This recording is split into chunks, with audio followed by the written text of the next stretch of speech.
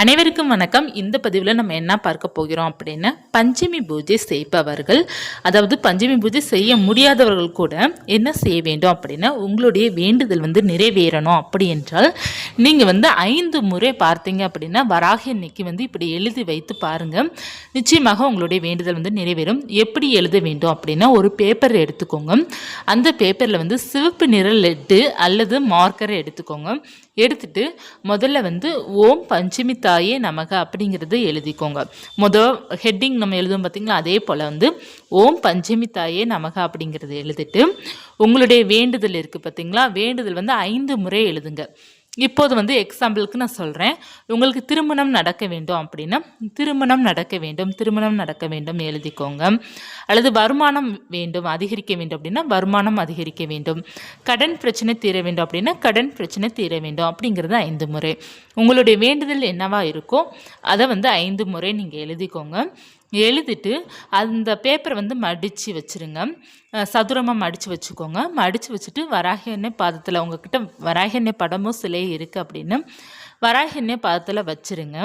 வைத்துட்டு நீங்கள் என்ன செய்ய வேண்டும் அப்படின்னா, நல்ல மனதார வேண்டிக்கோங்க. ஒருவேளை வராகி தாயோட படமோ சிலை எதுவுமே என்கிட்ட கிடையாது, நான் வராகி எண்ணெய் வழிபாடு செய்தது கிடையாது, நான் பொதுவாக தாயை மட்டும் மனசில் நினச்சி நான் பூஜையில் வைத்து கும்பிட்டுக்கிடுவேன் அப்படி இருப்பவர்கள் காமாட்சி அம்மன் விளக்கு இருக்கும் பார்த்தீங்கன்னா, அதற்கு முன்னாடி வச்சுட்டு வேண்டிக்கோங்க. அல்லது உங்கள் உள்ளங்கைக்குள்ளே வச்சுக்கூட, இப்போ பூஜைக்குள்ளே போக முடியாதவங்க உங்கள் உள்ளங்கைக்குள்ளே வச்சு வராகி அம்மன்கிட்ட முழு நம்பிக்கையுடன், முழு ஒரு உணர்வு, அதாவது முழு பக்தியோடு நீங்கள் வேண்டிக்கிட்டு நீங்கள் தூங்கும்போது உங்கள் தலாகனி கடியில் கூட வைத்து தூங்கலாம்.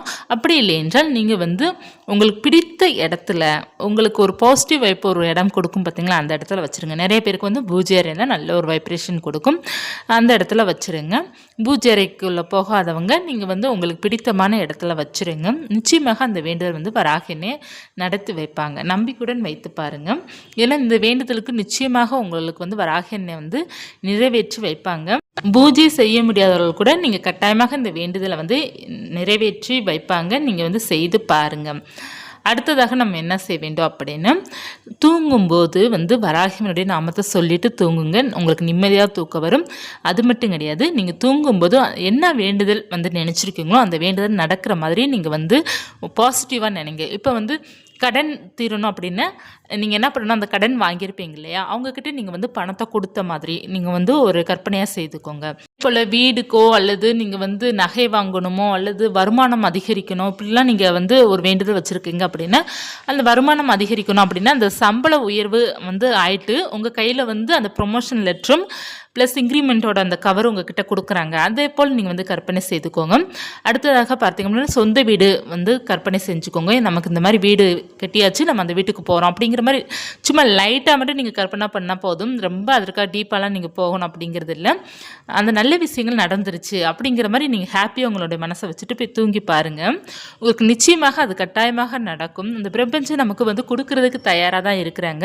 எப்போவுமே நம்மளுடைய மனசை ஹாப்பியாக வச்சுக்கிட்டோம் அப்படின்னா அது நடக்க ஆரம்பிச்சிடும். எப்பவுமே நம்ம இல்லாத ஒன்றுக்கு தான் நம்ம ஏங்கிக்கிட்டே கிடப்போம். அதுதான் நம்மளுடைய பிரச்சனை. நமக்கு அது நடக்கிற மாதிரி கற்பனை பண்ணிட்டோம் அப்படின்னா அது நிச்சயமாக நடக்க ஆரம்பிச்சிடும். நிறைய பேர் பார்த்தீங்க அப்படின்னா அப்படி தான், நிறைய பேர்த்துக்கு அந்த பிரபஞ்சம் நடத்தி வைக்குது அப்படின்னா அவங்களுக்கு அது கிடைச்ச மாதிரி அவங்க கற்பனை பண்ணிப்பாங்க. அதனால் அவங்களுக்கு அது கிடைச்சிடும்.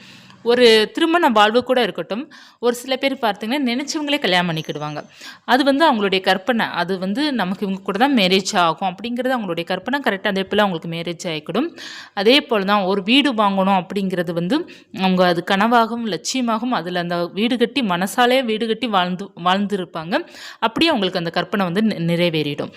நமக்கு கடவுளுடைய அனுகிரகம் இருந்தால் போதும், நம்ம நினச்சது அப்படியே நடக்கும்.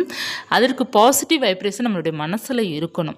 நம்ம நெகட்டிவாக நினச்சிட்டு இருந்தோம் அப்படின்னா அது நெகட்டிவாக தான் நடக்கும். எண்ணம் போல் வாழ்க்கை அப்படிங்கிறது சொல்லுவாங்க இல்லையா, நம்மளுடைய நல்ல எண்ணமாக நம்ம வச்சுக்கிடணும். நமக்கு அது நடக்கிற மாதிரி நம்ம வச்சுக்கிட்டோம் அப்படின்னா நிச்சயமாக அது நமக்கு நல்லதாகவே நடக்கும்.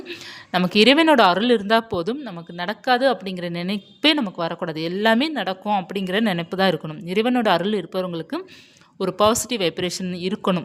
இருந்தால் தான் நமக்கு இறைவனோட அருளும் பரிபூர்ணமாக இருக்குது அப்படிங்கிறது அர்த்தம்.